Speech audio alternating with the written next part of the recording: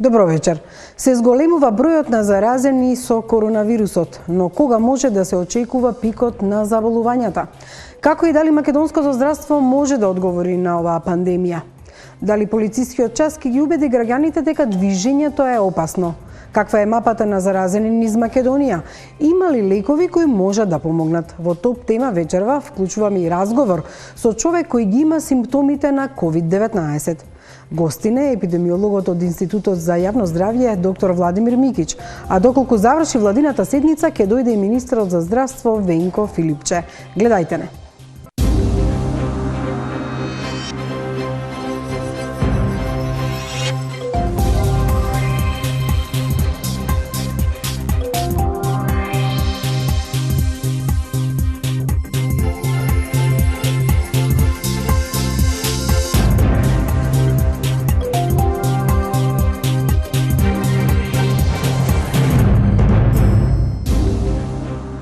Како што веќе најави, во студиото е доктор Владимир Микич, епидемиолог од Институтот за јавно здравје. Беше поканет и министерот Венко Филипче, кој се уште е на владината седница која е во тек, доколку таа заврши, тој ќе дојде во студиото. Добро вечер, доктор Микич, и благодарам што дојдовте во топ тема. Знам дека имате многу работа и дека постојано сте во институтот со вашите колеги во однос на бројките и следењето на епидемиолошката слика. Ке се обидеме вечерва да одговориме на многу прашања што ги мачат граѓаните и јавноста. Едно од основните прашања е како да се препознае COVID-19, затоа што, барем она што до сега сме го виделе, покажува различни симптоми кај различни луѓе. Некаде веднаш се препознава, некаде за жал не. Точно така. Сепак се работи за респираторно заболување, кое што вклучува и нели онаа, да речеме, респираторна симптоматологија која што доминира, а тоа што значи? Дека најголем дел од пациентите кои што се потврдени со болест COVID-19 или со новиот коронавирус имаат покачена телесна температура и тоа најчесто над 38 степени, респираторни симптоми во смисла на сува, надразителна кашлица, значи еден грипозен синдром, тешкоти при дишење, некој пат може да се јави и секреција од нос, меѓутоа таа не е карактеристична за овој вирус. Најтипични се значи онаа кашлица, болки во грло и повишена температура. Дали значи треба еден вид грипозен синдром, да речеме. Некои пак вела дека има и диареја, например, главоболки, омалаксаност, немање на апетит. Значи можно кај одредени пациенти и кај некои педиатриски случаи, кај деца да се јават и кај повозрасни да имаме диареја како симптом, секако главоболка, истоштеност, една општи инфективен синдром, значи болки во телото, во мускулите, во зглобовите, секако исто ја пратат оваа симптоматологија. Она што е денеска вест е дека од утре и по телефон граѓаните може да се водат кај матичните лекари, да им ги кажуваат симптомите. Прашањето е колку матичните лекари можат на телефон да ги препознаат симптомите на граѓаните кои ќе им се јавам. Зошто ве практично? Мене денеска ми е многу суво грлото. И веднаш нели ми доаѓа идеја дека можеби имам вирус, а од друга страна немам температура, немам главоболка, ама се чувствувам малце омалаксано. Така, значи, одлично прашање. Во изминативе неколку дена, па да речеме една недела, интензивно работевме на систем со кој што ќе може да ги вклучиме и матичните лекари, кои што ги има преку 1200 речиси низ целата република, кои што би биле вклучени во диагнозата на ова заболување, тоа е едно, и како би можеле да ги препознаат симптомите. Апсолутно, значи, матичните лекари како здравствени работници, како лекари се обучени и тренирани да препознаат одредени заразни заболувања, а за нив се подготвени специјални упатства и алгоритми со по кои што се следи не се следат само симптомите, туку можната изложеност во смисла и на патување, дали пациентите што ќе се јават на својот матичен лекар треба да дадат многу една кратка, 10-12 прашања да одговорат, не само симптомите, во смисла дали патувале, дали имале контакт со потврден случај веќе на COVID-19 или не, така што врз база на симптоматологијата, врз база на таа кратка епидемиолошка анкета, самиот алгоритам го дава, значи, приоритетот дали пациентот ги исполнува условите да биде тестиран или не и со каков приоритет да биде тестиран. Како гледано низ бројки, она што досега можеме да го заклучиме, кај нас најмладиот пациент, мислам дека има 4 години, најстариот 87 така. Или 91? 91. 91 година. Немаме помладо од 4 години, 2 годишно дете немаме. Се уште не. Добро, меѓутоа, ако го гледаме просекот на возраста на заболените, тие се во групата помеѓу 40, 50 или од 35 до 50 години, дали таа група е најголема група на заболени до сега и што со оние над 60 години, доколку го имаме тој графикон што го има на Институтот за јавно здравје, ве молам во однос на возраста да го покаже режијата. Така, може би додека се спрема режијата, имам интересна дистрибуција на така наречена на случаите според возраст. Да, најмногу од случаевите ни се во онаа возрастна група најпродуктивно 30 до 39 години, што до некаде и за очекување во овој период на епидемијата. Што значи тоа? Тоа се сепак млади, работно способни луѓе и тие се најголем дел од оние луѓе кои што патувале или потоа пренеле заболувањето на своите блиски контакти кои што се по социјалното обкружување од иста или слична возраст. Се уште немаме повеќе пациенти над 60 години, што мене многу ме радува, бидејќи таа возрастна група ни е поизложена на ризик. Со што е ова вака? После можеме да теоретизираме повеќе, меѓутоа мислам дека оние мерки кои што ги преземавме за социјално дистанцирање, за самоизолација, сепак даваат одредени резултати, иако не во онаа мера во која што би сакале, меѓутоа сепак заболувањето станува концентрирано кај овие примарни и случаи или нивни блиски контакти. Тоа значи дека го ја ширеле или се заболеле луѓе кои што или биле на скијање или во странство во текот на зимото, или биле бизнисмени, како што се случи случај во Скопје, например случај во Штип, можеби, дали се таа категорија на лица и овие над 60 години како всушност го добиле според оние кластери што вие сте ги правиле? Значи имаме и некои од лицата што се над 60 години кои што се импортирани случаи, фактички трите случаи и во Дебар и во Скопје ни се во возрастната група над 60 години. Сепак се работи за импортирани случаи.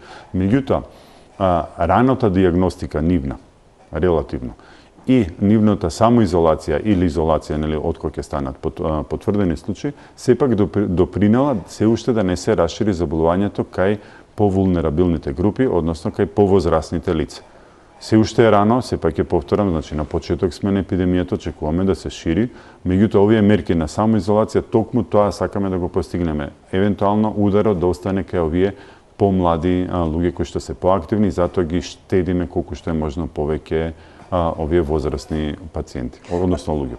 Мапата на луѓе кои што се заболени во Македонија, еве ја зад мене, вие сте ја изработиле, ова се подреачјата каде што ги има. Меѓутоа, ако гледаме по кластери, во Дебар мислам дека имате јасна слика од прилика како се случило тоа, дали таму речиси сите ги поврзавте со брачниот пар кој дојде од Италија, кој беше на погреб, кој што примал луѓе за сочувство неколку дена и мислам дека и денешниот пациент што почина бил во контакт со нив од тој кластер, или дали и колку вкупно можете по тој кластер да сте тестирале или сте препознале?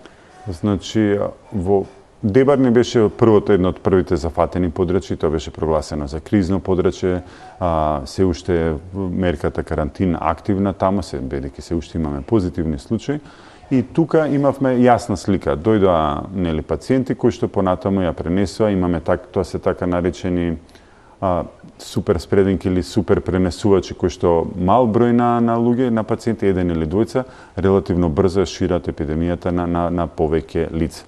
Токму од причините кои што ги наведовте веќе, и тука се уште можеме да идентификуваме врска. Она што утврдив, и тоа го покажуваат, значи од повеќе од 150 до веќе 200 контакти, кои што ги следиме, блиски контакти, значи утврдивме дека во Дебар стапката на заболување на контактите се движи некаде од 1 на 7 контакти. Значи 1 од 7 контакти на заболените ни заболува, а во Скопје таа бројка ни беше до вчера, за денешните податоци се уште ги обработуваме 1 на 11. Значи од 11 контакти 1 ни заболува.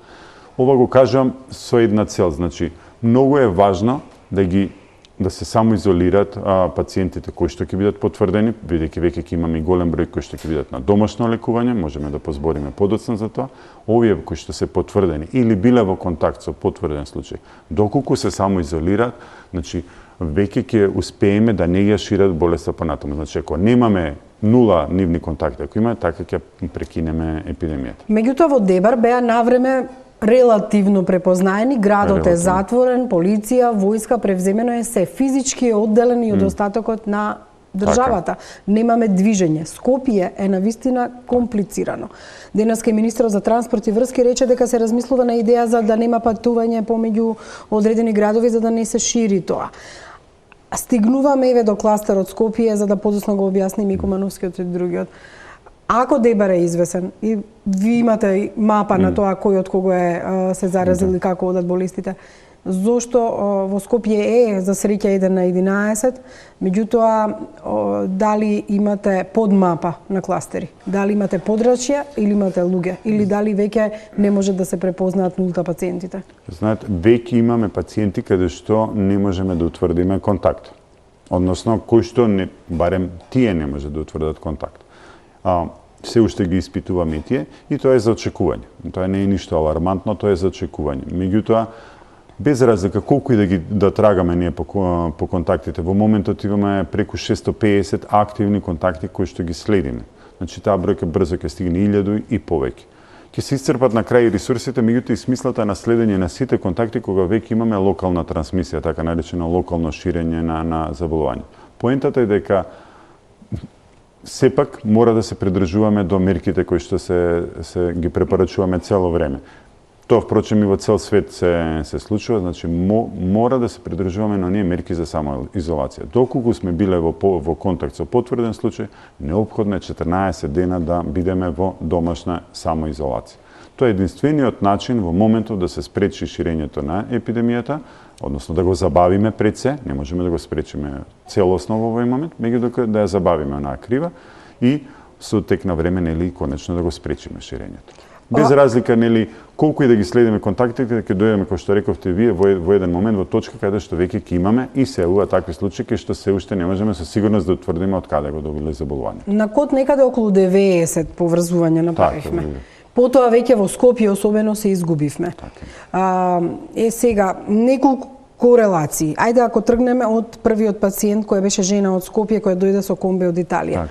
Таа не зарази никого. Зошто тоа се случи? Дали заради тоа што се заштитила при патување, немала директни контакти, или заради тоа што била во некој момент на болест инкубација која што не била во жижата, така да речем? За разлика од дебарчаните. Веројатно е комбинација на двете тези што ги кажавте вие. Прво, веќе подолго време била со симптоми во Италија, дури била хоспитализирана еден ден во Италија и потоа со симптоми се вратила со комбето во Македонија. При тоа, барем по анкетите и по искажувањето, во тек на целото патување носела заштитна маска. Сакам да се задржам на овој момент. Колку е важно, значи доколку имаме симптоми да носиме заштитна маска. Предпоставам дека и виремијето, односно количината на вирусот била мала, меѓутоа самиот факт дека жената носела маска и во оној минибус кој што е идеална средина за ширење на заболувањето, ниту еден од незе не се заболи. И сите беа потврдени негативни. Значи, доколку, еве пак ја апелирам, доколку се јават симптоми кај пациенти и треба да отидат на лекар... Тоа се грлото, кашлицата, температурата... Тогаш се става маска. Тогаш е исклучително важно да се стави маска и да се најавите претходно по телефон на својот матичен лекар или во здравствената установа каде што треба да отидете. Нема потреба да се носи маска кај здрави прави луѓе на отворена средина. Тоа значи да му кажеме на колега што е во студиото што носи маска да ја извади затоа што нема потреба од тоа. Најголем број од луѓето вака реагираат. Вие гледате... Јас го разбирам, значи сите сме во паника, сите ајде за секој случај да направиме нели уште една мерка за предосторожност, меѓутоа често пати тоа може несвесно да биде контрапродуктивно. Надвор е свеж воздухот, убаво е времето, ако ја држиме на социјална дистанца како што сме сега ние на 2 метра, при нормален разговор, при нормална комуникација, ризикот е речиси нула.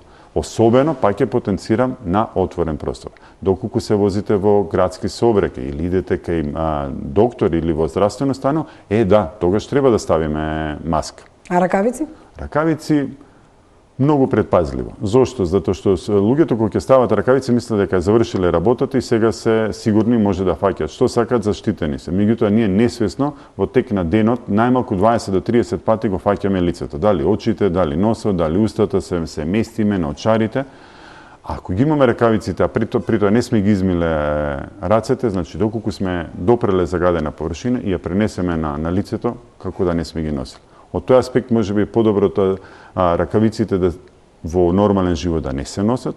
Ракавици се носат повторно, ќе кажем, доколку имате пациент кој што е на домашна нега, нели, заболено лице, па кога се грижите за такво заболено лице, секој се става заштитна маска и ракавици, се има упатства кои што се достапни до сите овие лица и на веб страните.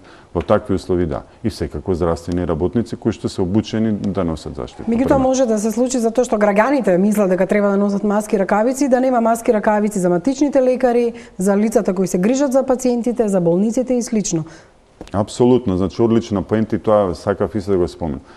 Од паничното купување на залихи, вклучувајќи ги овие заштитната опрема и незиното нерационално користење, можеме да се доведеме во ситуација каде што здравствените работници и пациентите кои што треба да стават маска да едноставно да не можат да имаат маска. Толкави се капацитетите, ги истрошиме. Значи, дајте да оставиме да се носат личната заштитна опрема да се носи стварно во индицирани состојби. Визирите се користат исто така во болниците за докторите кои имаат во контакт со веќе заболени лица, претпоставувам. Визирот е одлична заштитна опрема за оние здравствени работници кои што прават процедури, значи кои што генерираат така наречени аеросоли, кои што се, да речеме, взимање на бриз може или поинвазивни методи, интубација и така натаму, или каде што имаме многу близок контакт со пациенти. И тога се препорачува визир. Јас се надам дека овој совет ќе го послушаат, меѓутоа повторно ќе кажам, паниката е толку голема што луѓето и колку пати да повториме дека не мора да носат маски, а не се здрави, тоа да не го прават. Да се вратиме повторно на поврзувањето на заболените. Тој случај покажа дека таа адекватно постапила кога ги имала симптомите, меѓутоа докторката од кожната клиника која што одржала семинари и на работа одела, иако знаела дека треба да биде можеби во самоизолација, не го сторила тоа. Од друга страна предизвика да 180 луѓе ми се чини дека отидоа заради нејза во самоизолација. Приближено да. Вистина ли е дека ниту еден не е позитивен по контактите со нејза, дури незиното семејство? Да, значи се уште не и тоа е повторно пак ни кажува дека работиме со нов и се уште неиспитан вирус. Зошто тоа така се случило? Се уште не можеме научно да објасниме. Меѓутоа во периодот на инкубација ните едно лице од тоа лице не е позитивно. Ќе се направат и контролни тестови за дел од нив за да видиме дали навистина и имаме евентуално асимптоматски случаи. Од друга страна гостите кои дојдоа од Србија во фирмата каде што заболеа супружниците и кои што практично и не патувале некаде и луѓе од фирмата заболеа, некој им го донесе практично вирусот. Верувам дека тие гости, ние не знаеме во каква состојба биле кога шетале низ фирмата, меѓутоа очигледно на повеќе луѓе го пренесува вирусот. Како го работевте тој кластер? Значи ли дека тие го пренеле на еден или двајца, па тие го пренеле на други, па тие на други, затоа што луѓето сега се често во паника. Ако кажеме дека тој и тој е заболен, ама некој јас што би рекла на трето колено, сега не знам како тоа да го наречам, се видел со некој мисли дека е болен. Објаснете ни го овој кластер. Значи, да, обично, необично и единствено, значи болеста се пренесува преку близок контакт со лице кое што е најчесто симптоматско, значи најчесто има симптоми, макар и во блага форма. Некој пат тие се во почетокот на инкубацијата, така тој наречен период пред појавувањето на заболувањето, може да има сосема благо изразени симптоми. Рековме дека во 80% може да пројде во релативно поблага форма, Значи, во тој период лицето е најинфективно и може да зарази други лица. Меѓутоа ќе ги зарази тие што биле во директен контакт со него. Значи, доколку тие лица се изолираат навремено, значи второто колено, третото колено, тоа се, значи во тој случај ќе треба сите ние да се самоизолираме. Значи ризикот е сосема мал доколку сте имале случај, сте прошле низ таа просторија. Значи тоа не постои таков ризик. Да, меѓутоа соседите на Дебарчаните заболеа од брачната двојка, а пак соседите го проширија на други во тој случај. Ова се навистина сите Така е. различни случаи ги кажувам. Меѓутоа, периодот на инкубација варира, најдолгиот е 14 дена, обично околу 3-тиот, 4-тиот ден до 8-тиот ден очекуваме да се појават симптомите. Значи, доколку навреме не се изолирали, навреме не се откриле случаевите и да се изолираат нивните контакти, веќе вторите контакти скоро и да немаат шанси да се заболат. Значи, се додека кога ќе ги поставиме овие мерки навремено, веќе немаме ширење понатамошно на заболувањето. Значи, од овие контакти имавме доста доктори, сите тие се ставени на времена на изолација после еден ден. Значи, многу е битно затоа и самото тестирање да биде фокусирано, да не биде рандом, нели да бараме оние високоризични пациенти кои очекуваме да бидат позитивни, да ги потврдиме и нивните контакти да ги изолираме од прва линија контакти, значи оние високоризични контакти, за тие понатаму да немаат време да ја шират болест. Колку такви поврзувања имате направено или колку тестирања? Сега поврзувањата се едно, тестирањата друго, можеби меѓутоа во бројки вкупни изразени. Или можеби ги имате по Скопје, Дебар, Куманово, Кавадарци? Јас ви кажав дека следиме преку 650 контакти.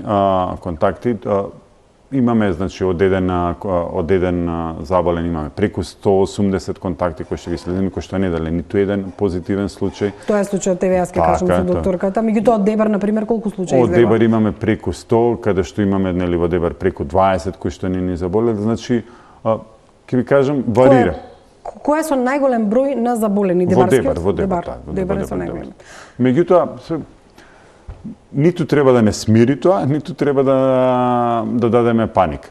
Значи, гледаме различни сценарии во различни земји. Она што со сигурност е до сега утврдено дека тоа се вика така наречен репродуктивен број, односно едно лице во просек заболува од 3 до 4 лица.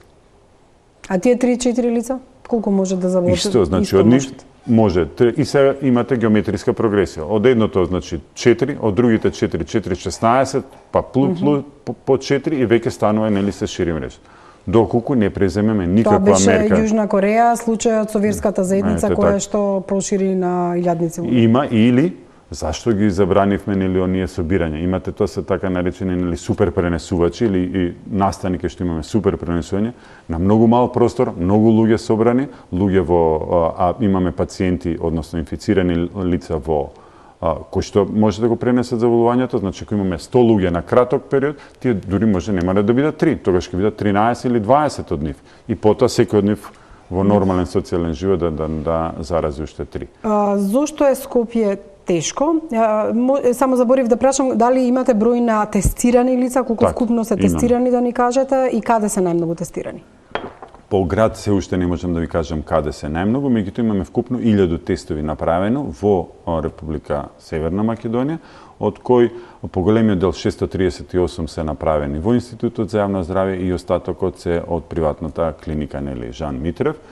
Значи имаме вкупно направени 1000 тестирања до сега во Република Македонија и имаме, нели, вкупен број на случаи, колку што реков. Дали имате број на луѓе што се во самоизолација и дали бројот на луѓе во самоизолација, да речеме ако во Скопје има најголем број на луѓе во самоизолација, добро и поголем град е, сега ние мора тоа во сразмер да го гледаме, покажува дека автоматски има и поголем број на заболени. Не, значи, како што ви кажав на почетокот, во Скопје имаме релативно помал број на секундарни случаи од пациентите кои што ние сме ги потврдиле, нели, во овој случај, сега од позитивните лица. Меѓутоа имаме па друг, ајде да не речем проблем, него ситуација каде што имаме повеќе лица одеднаш кои што од различни страни го вовеле вирусот во Скопје.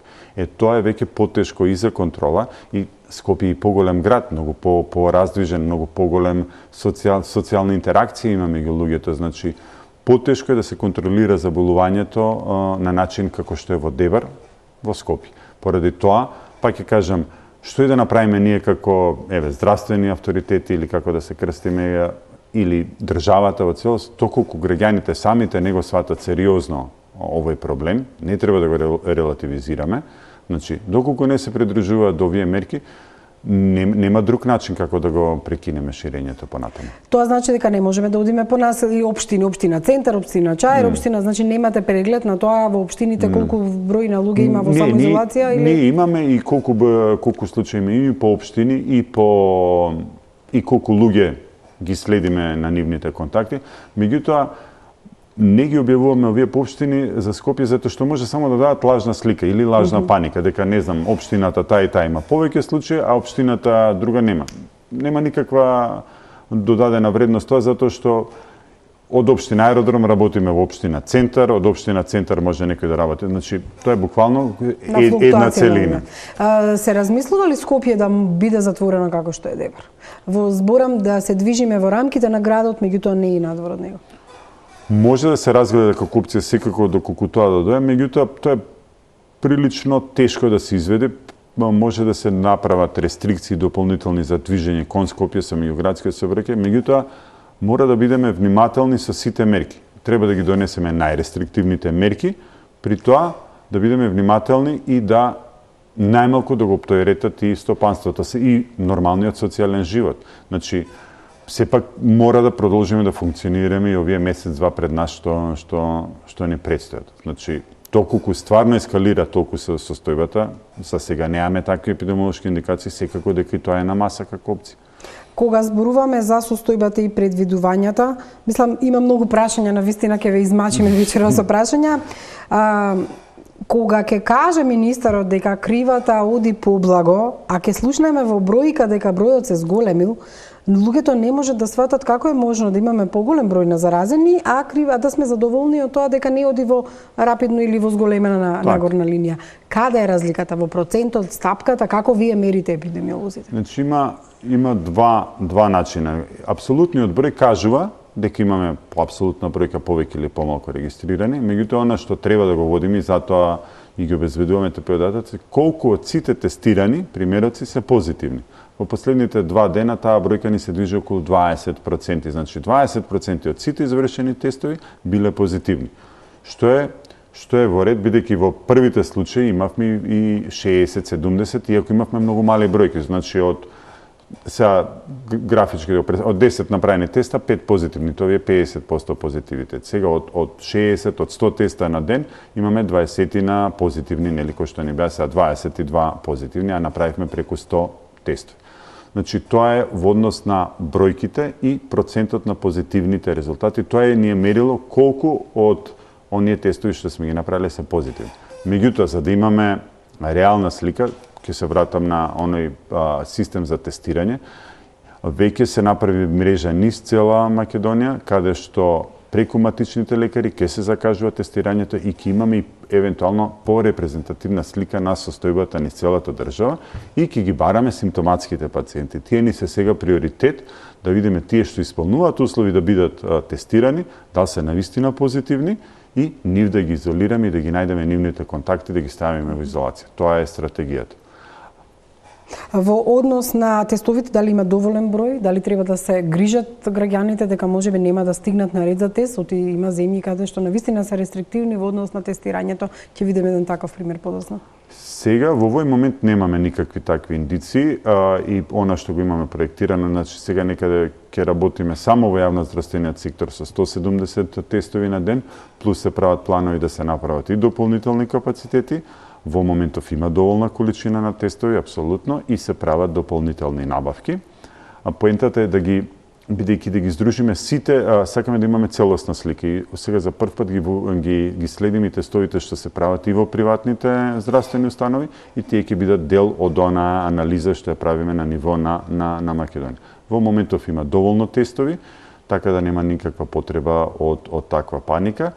И пак ќе кажам, во зависност од развивање на ситуацијата, не е потребно сите да бидат тестирани на крајот на краиштето. Потребно е, значи, ако дојдеме во таа ситуација каде што во мај не очекуваме да имаме голем број на респираторни заболувања, ако сте биле во близок контакт со потврден случај, веќе сте во онаа група на епидемиолошки потврдени случаи. Меѓутоа се очекува, како и во најавата реков, кога можеме да го очекуваме пикот и што би значил пикот? Дали бројот на заболени би се движел од 2000 до 2500 И дали пикот се мери во број на заболени или во број на тешки случаи? Значи, пикот епидемиолошки се мери во број на заболени случаи, а оптовареноста на здравствениот систем се изразува преку оној број на тешки случаи, кои што мора да бидат хоспитализирани во одредени случаи со кислородна поддршка и во оној мал процент и на респираторна поддршка, на механичка вентилација. Значи, тоа ни кажува колку е оптоварен системот. Едната бројка со другата е поврзана. Колку расте бројот на пациенти, очекуваме од нив 20 да бидат хоспитализирани, 25, а 5% да бидат тешки случаи. Значи, пикот многу е, во овој момент се уште е рано, меѓутоа сметаме дека некаде во април би требало да, кон крајот на април веќе да го достигнеме пикот, што не мора да значи ако се применат ригорозно овие мерки, можеме многу да облажиме оваа крива. Значи, сите овие мерки што ги спроведуваме, се со цел да се забави ширењето на епидемијата, да немаме во неколку недели илјадници случаи кои што ќе од нив мал процент ќе требаат хоспитализација, меѓутоа 5% од 1000 е 50. Значи 50 респираторни машини во 1-2 дена е наистина тешко да бидат ќе ги оптовариме капацитетите. Ако тоа го развлечеме на подолг временски период, здравствениот систем ќе може да ги абсорбира тие пациенти и смртноста ќе биде помала. Да не ми се случи италијанското сценарио, меѓутоа еве сега во однос на тешките случаи. Ние медиумите цело време ја следевме состојбата на една од заболените жената од Дебар, од двајцата сопружници, која што рече се секој ден министерот известуваше дека е во тешка состојба, ставена на респираторни машини. Меѓутоа, која слушнавме веста за Кумановскиот случај, еве, тој повеќе ќе денеска веста за човекот што почина од Дебар, практично остануваме затечени како е можно луѓе кои што немале хронична болест, кои што не се жалеле на други болести во организмот, и жената од Куманово, и човекот во Дебар почина барем за нас лаиците неочекувано. Да, меѓутоа и не неочекувано. За жал тоа пак неколку пати го повторувам, имаме работа со нов коронавирус. Многу по интернет се пробува да се релативизира колку е тежок вирусот. Да, мал е процент на смртноста во одредени земји, меѓутоа сепак е доста непредвидлив. Многу е различен и неблагодарно е да се споредува со инфлуенца, односно со сезонскиот грип. Што се случува? Најголем дел од пациентите, значи до 8-миот ден, имаат некоја типична клиничка слика во очекуван развој, меѓутоа можно е нагло да дојде до влошување на состојбата, да биде зафатено белодробието и да дојде нагло до влошување на состојбата. Тоа е опишано секаде и во другите земји и за жал некој пат и да заврши со смртен исход. Зошто на 60 години им се случува на луѓето иако пациентката имаше 57? Значи, како стареми, самата имунокомпетентност, значи способноста на имуниот систем на луѓето ослабнува. Значи, колку се помлади луѓето, во колку подобра физичка кондиција, толку е подобар и имунитетот. Тоа е една од причините зашто постарите возрастни групи најчесто се изложени на повисок ризик од компликации од повеќето заболувања заразни, вклучувајќи пред се овие респираторни заболувања како што се грип и новиот коронавирус. Случајот во Куманово навистина предизвика многу контроверзи, можам да кажам. Телевизија Телма вчера и објави што вели семејството во однос на целиот тој случај. Прво и основно е кога Кумановската болница ги примила како пациенти, дали вашите колеги, епидемиолози, лекари, вирусолози, дали препознали и се сомневале дека се работи за случај на ковид? Така, значи, првичната епидемиолошка анкета што била направена немала јасни индикации, меѓутоа сепак се постапувало според мерките, значи, за спречување на понатамошно ширење на секој заразно заболување, вклучувајќи го и ковид или 19. Направени се тестови. Значи, дали може да се сомневаме во зимањето на брисевите и неправилно постапување со брисевите за правење на тестови? Не. Значи, таму имаме навистина искусни епидемиолози кои што долго време работат, меѓутоа, значи, 2 пати е повторен тестот во Институтот за јавно здравје, односно од истиот примерок и 2 пати е негативен оној првичниот тест. Иако пациентката имала симптоми кои што укажувале на можно вакво заболување. Значи, кои се точните причини? Може би таа пациентка долго време била и на терапија. Можно е во тој момент виремијата, односно количеството на вирус едноставно да не било доволно за да се детектира на тој тест. Сато и постмортем, односно после смртта, бидејќи сепак се мислело на ново заболување, повторно е земен бриз, кој што конечно станува позитивен, нели, и потоа се преземаат сите и понатамошни мерки. Меѓутоа, на што можам да ги уверам и вас и граѓаните дека во цело време на постапување со пациентот се преземени сите оние основни принципи за спречување на ширење на коронавирус. Колку луѓе сега таа може потенцијално се проверени дека може да заболи, тоа се семејството од куќата во која живее, каде што има повеќе лица, докторите, медицинските лица, сестрите и секаде каде што се движеле пациентите. И во вчерашниот ден и локалната епидемиолошка екипа од Куманово и во тек на денешниот ден со поддршка од Институтот за јавно здравје, значи беа направени 2 епидемиолошки увиди. Колку скупно луѓе? Преку 50, значи преку 45 луѓе се контактирани од Кумановската болница. Видете, сите тие, зошто е битна, нели, здравствените работници, сите носеле соодветна заштитна опрема, за секого одредено нивото на ризик, дали е високо, средно или ниско, во однос на типот на контактот, типот на изложеноста со пациентката, со цел да се одредиме и да ги видиме кои се приоритетни групи и за тестирање. Овдека, по исклучок, секојаш кога се работи за здравствени работници, сме екстра предпразливи и ги тестираме веднаш за да видиме дали може да се вратат на работа, колкава ќе биде нивната самоизолација. Значи и во првиот ден и во тек на денешниот ден направени се епидемиолошки увиди со цел да се види каква е состојбата.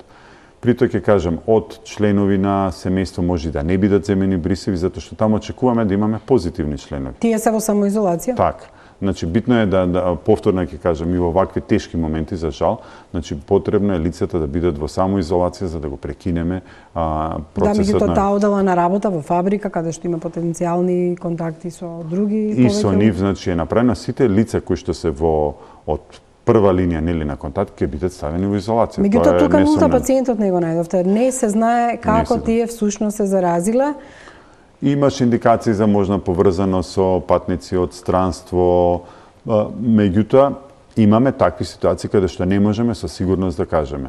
И дали е пациентот веројатно биле поврзани, тие сепак имаат широк социјален круг, нели, блиски контакти поврзани со работата, можно е да имаме сценарио со некој случај кој што бил во инкубација или со блага слика клиничка да ја добиле заболувањето. Од друга страна, лаички, да не се лутите како доктори, меѓутоа ние како е можно мајка и син со слични симптоми, со покажување дека е некаков вирус во прашање, да секако да не се предвиди дека е ковид и покрај брисот, и од друга страна зошто пациентот синот е пратен на пулмологија, а не на инфективно, или зошто не се земени веднаш во Скопје на инфективно со оглед на влошувањето на состојбата.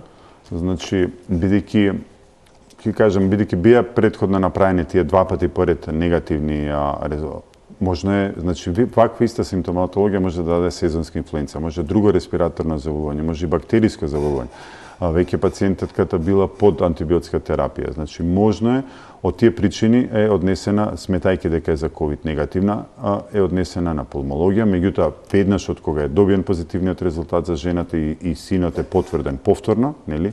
И тогаш се преземени сите мерки. На пулмологија лежали изолирани сами? Да.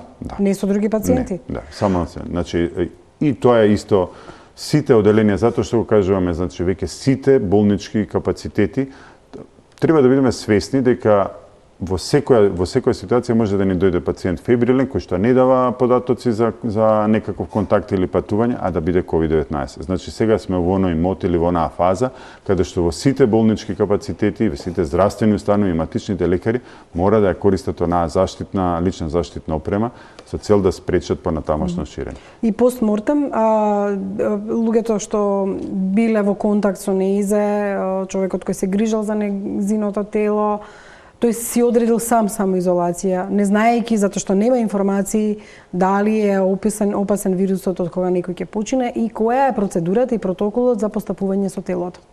Значи, клиниката за инфективни болести има развиено протокол за постапување со тела, нели, односно со лица кои што ќе починат од овој вирус за жал, и е таа стандардна постапка која што се однесува и на сите други на сите други заразни заболувања.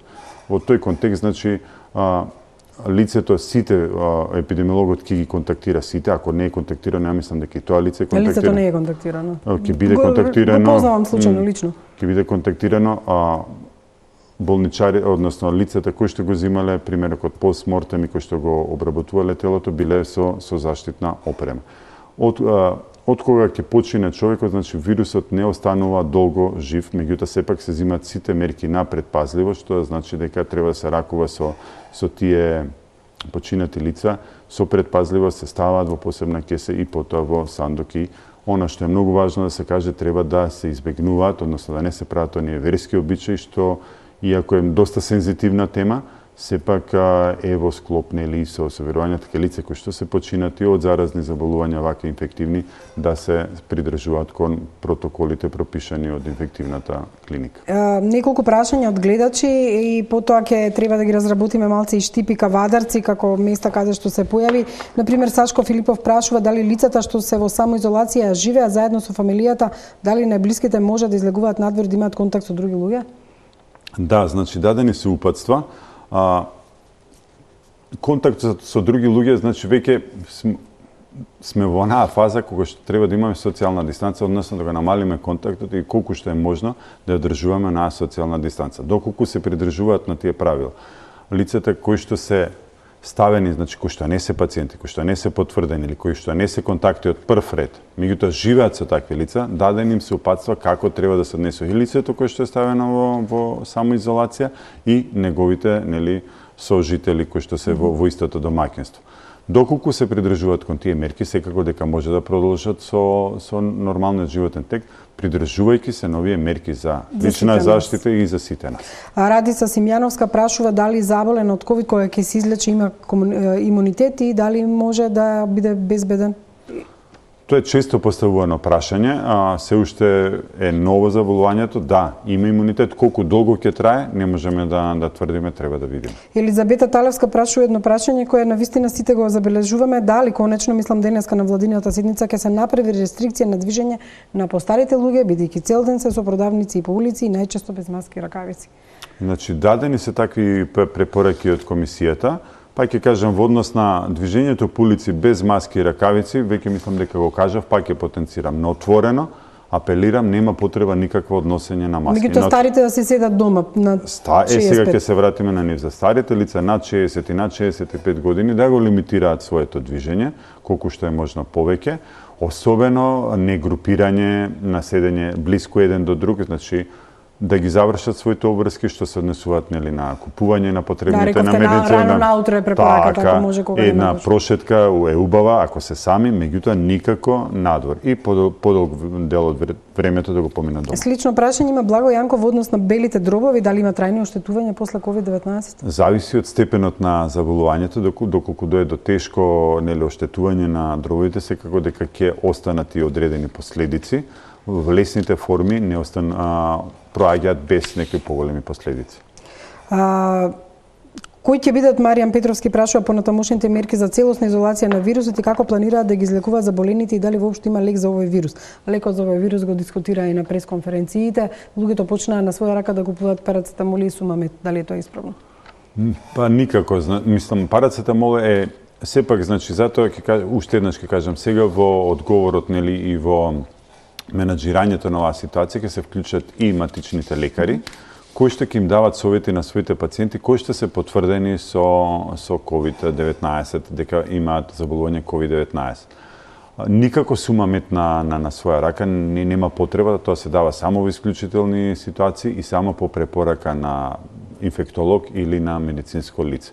Значи, антибиотиците немаат директно дејство врз вирусот. Тие имаат дејство врз бактерии и се даваат, пак ќе повторам, во строго индицирани ситуации и само од инфектолози или доктори. Значи, лекарите се тие што ќе одредат терапија доколку некој покаже симптоми.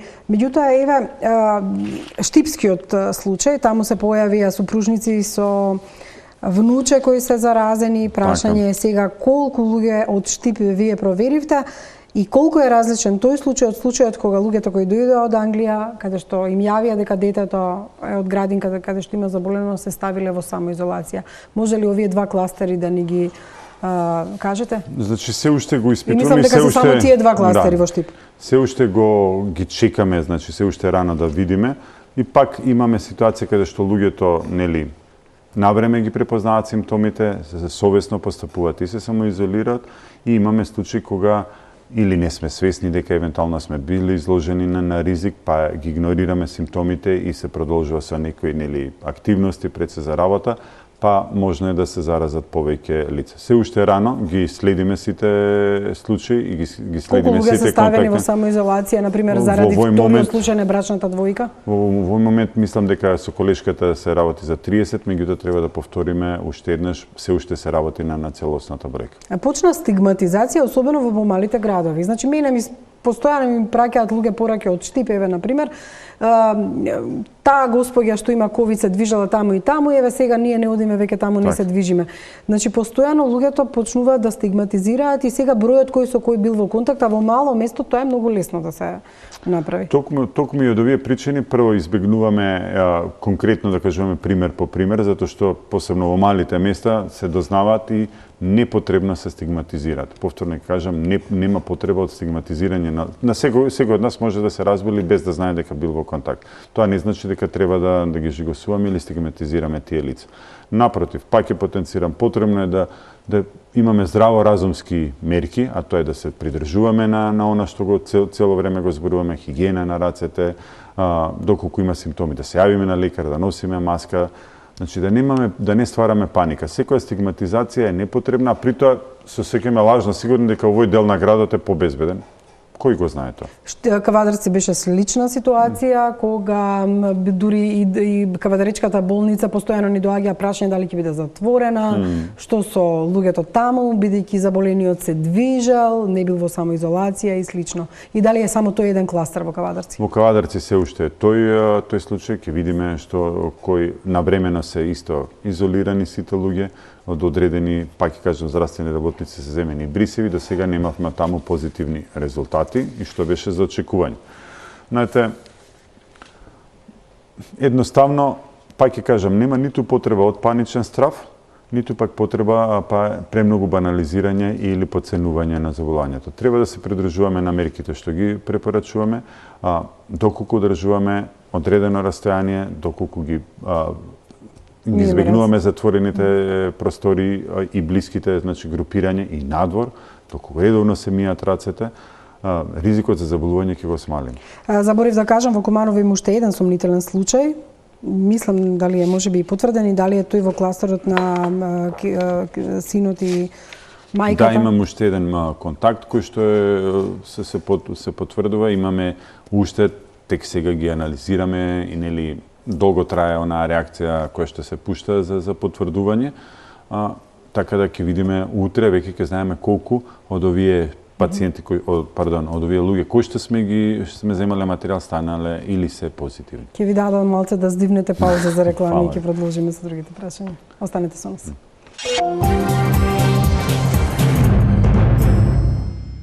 Се враќаме во студиото, како вовед во овој дел ќе прочитам и податоци од Институтот за јавно здравство, дека 27 лица од 136 заболени, според вашата евиденција до моментот кога ги имаме овие податоци, претходно имале хронична болест, од кои 17 кардиоваскуларна болест, 5 лица се со хронична белодробна болест, а по тројца се со диабет, хронична бубрежна болест и со хипотироидизам и еден е невромускулна болест.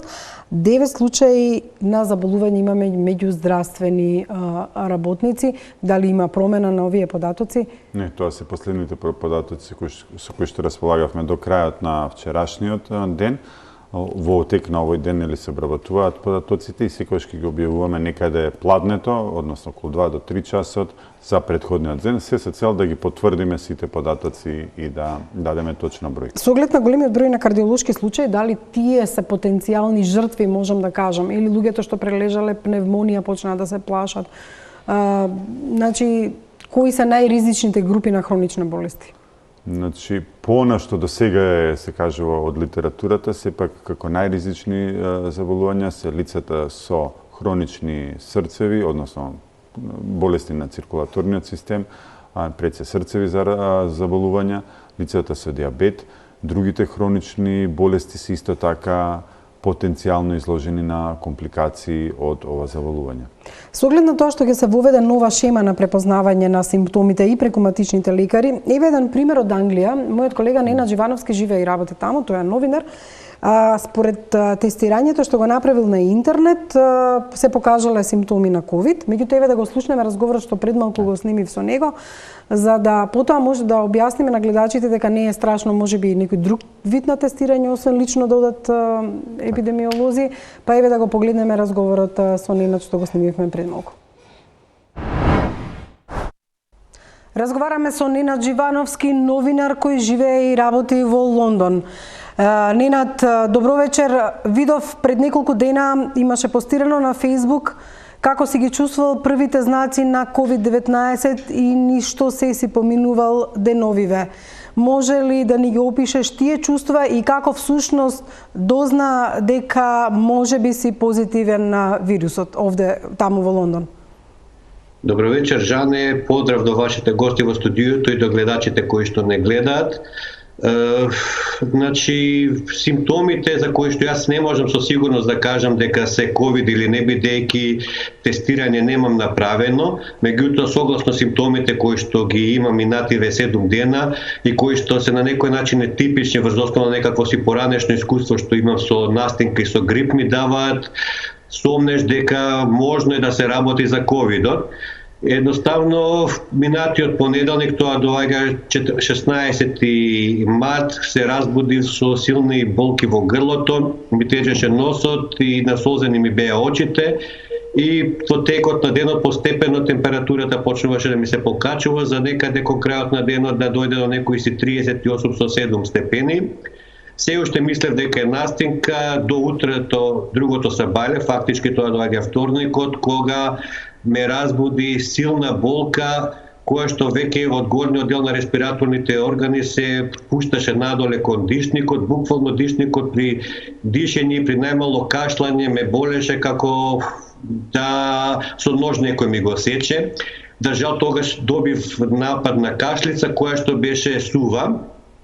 Температурата како поминуваше денот, така се намалуваше и за некакво се чудо вторникот вечерта веќе нити температура имав некоја си голема, мислам дека беше 37,1. Грлото веќе поради многу пиење на топли чаеви и душникот не ме болеа толку многу и веќе почнав да се надевам дека станува збор за некаква си настинка која што веројатно ме држала ден-два.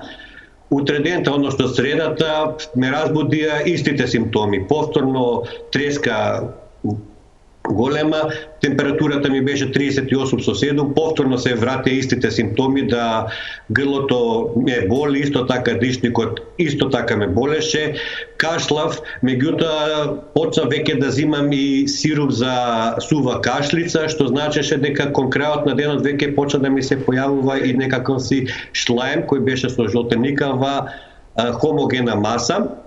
Кон крајот на вечерта повторно истите симптоми. Температурата се намали, болките во дишникот и во грлото пројдо и повторно истото чувство дека мисли човек дека е оздравен. Четвртоко сабајле повторно истото се случува. Повторно ме разбудува треска, повторно температура некоја си од 38,1 до 38,5, повторно проблемите со грлото, со дишникот, кашлање исто напади, со повторно ќе речам исплукување на шлајм. И до кога траеше така? Кога веќе се стабилизираше состојбата? Молам? Дали се стабилизираше состојбата со оглед на тоа што денеска е понеделник и разговаравме и дали беше пропратено со диареја или други Тоа сакав да кажам, во моментот сакав да прекинам, значи сакав да кажам дека сите тие симптоми што ги опиша во првите 3-4 дена ме следеа буквално до недела, односно до вчера некаде сабајле. Вчера сабајле до сега, значи се поминати некои 24 часа и веќе температура немам, болки во грлото и во дишникот исто така немам, со тоа што продолжувам да добивам така некакви си нагони за кашлање, меѓутоа сето тоа лесно се смирува бидејќи тој шлајм кој веќе е насобран внатре, кога ќе се исплука, се смирува и организмот и нагоните за кашлање престануваат. Ненад, како е во Англија? Како всушност и кој тест покажуваше дека имаш можеби и си позитивен на COVID-19? Зошто не направи тестирање во лабораторија? Какви се правилата? Така, значи јас уште во вторникот кога првите симптоми ми се појави, кога веќе почнав да се сомневам дека можеби станува збор за COVID-19, се јавив дека во кол центарот има еден телефонски број кој исклучиво резервира само за луѓе кои што сметат дека имат проблеми со коронавирусот, тоа е 111, меѓутоа критериумите таму да ви испратат екипа дома да ве тестира се, така да кажам, доста ригорозни со оглед на сериозноста на состојбата која што е. Така што тие ми рекоа дека да испратат екипа дома да ме тестира, треба да сум над 65 години или да имам последователно 2 или 3 дена, не се сеќавам сега точно, температура од 40 степени или над 40 степени и веќе белите дробеви да ми се во фаза да се борат за воздух, односно да не дише човек со потполн капацитет. Со оглед на тоа што јас тие симптоми ги немав, не ми испратија екипа за тестирање, јас ги прашав дали постои можност само иницијативно да се тестирам, тие ми рекоа да, тоа можете да го направите во болница, меѓутоа од друга страна советот им беше седете дома, не искачете никаде надвор, така што влагав дека човек во некаков си магичен круг во кој што немате решение. Дали има онлайн тестирање, дали има тестови онлайн? Да кажам, Жан, извини. Дали има онлайн тестови? Солуција ми беше на овдешниот сајт на National Health Service, тоа е нешто како нашиот фонд за здравство, таму имаат некаков си прашалник поставен врз основа на кој што пациентот кој што се сомнева дека има коронавирус одговара на прашањата и алгоритмот пресметува и издава некакви се резултати. Врз основа на тоа тестирање ми покажа дека јас веројатно имам коронавирус. Во минатиот ден, вчера, во неделата, успеав да најдем и на француското Министерство за здравство, на сајтот нивни, уште еден таков писмен тест за коронавирус, кој што е многу по-длабочински направен и многу по-сериозно изгледа, и на тој да речам се тестирав, односно одговори на прашањето, и тој исто така ми потврди дека според она што го пишувам како симптоми, веројатно имам коронавирус. Ненад, за крај многу кусо, дали си имал контакти со странци, тоа е Лондон, секако со многу луѓе, или дали можеш да претпоставиш, можеби како си дошол во контакт со некој што можеби го имал вирусот? Значи, овдека човек објективно е изложен на опасност или одможност за закачување на коронавирус, бидејќи овој интернационален град да влезете во еден автобус, да се возите од една постојка до друга, во тие час и половина возење, из автобусот ќе поминат 50 на 60 на луѓе, буквално дојдени од северен до јужен пол. Меѓутоа, некаква си референтна точка на која што јас се сомневам дека можно е да сум го добил коронавирусот, тоа е некаква си символика, петок 13. Бев јас на концертот дека на Брайан Фери и салата беше преполна, имаш некои си 5000 луѓе, дел од нив носеа маски со нив, меѓутоа самата моја, да речам, непредпазливост, меѓутоа свесна, јас знаев дека се изложив на ризик, меѓутоа не сакав да го пропуштам концертот. Мислам дека тоа е можеби некако си почетна точка од каде што постои можност да сум го закачил вирусот, меѓутоа прашање до вашите гости експерти, тие нека одговорат дали постои можност ако јас во петокот сум го добил вирусот, инкубацијата да траела само 2 дена и веќе во понеделник јас да ги добиам првите симптоми. Благодарам, Ненад, благодарам и за прашањето. Секако дека гостите во студиото ќе одговорат и на ова прашање. Ти посакувам добро здравје и да се слушнеме со убави вести дека воопшто немаш никакви симптоми на COVID-19. Пријатна вечер од мене. Жане на повикот и многу здравје и среќа на сите вас и на гледачите и на цела Македонија. Пријатно.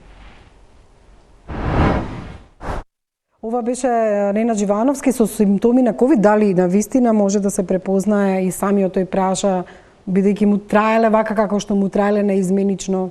Знаете, ова е едно прашање кој што ние во епидемиологијата во јавното здравје го видиме што ќе дефинираме како случај.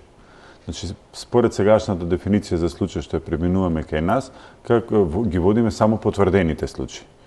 односно тие што ќе ги докажеме лабораториски, тие ги пријавуваме и тие ги објавуваме. Меѓутоа во Англија очигледно не може да се Так. настаса на толку луѓе, не се Так. знае тука како ќе биде. Точно, и тоа ми беше следното, значи, кога ќе дојдеме во ситуација кога ќе имаме поголем број на потврдени, кога ќе имаме ситуација каде што имаме јасна епидемиолошка врска, два члена од исто семејство, каде што е симптоматологијата го покажува тоа и епидемиолошката поврзаност, ќе ни дадат за право тие случаи да ги водиме исто како COVID-19, меѓутоа ќе бидат епидемиолошки или клинички потврдени. Во овој момент ние се фокусираме на лабораториски потврдените случаи. Меѓутоа факт е дека имаме алгоритми изработени за луѓе кои се дома и кои имаат COVID-19. За жал, кај нас се стигматизирани тие луѓе. Се обидов со еден кој што објави на Facebook да разговарам исто како со ненот, меѓутоа беше неможно во услови на Македонија, кај што секој со секого се знае, па да не случајно со братучетка му се виделе, па да не случајно таа со него. За жал така е, меѓутоа мислам дека ова е се оние првични реакции кои што ги имаме, каде што се уште имаме релативно мал број на случаи, меѓутоа ако продолжи сликата, ако се зголеми бројот, нормално е да се очекува дека ќе имаме луѓе кои што ќе бидат не по своја вина, нели, на крајот на криштата инфицирани со овој вирус и заболени, кои што ќе мора да бидат во домашна изолација, по домашна нега.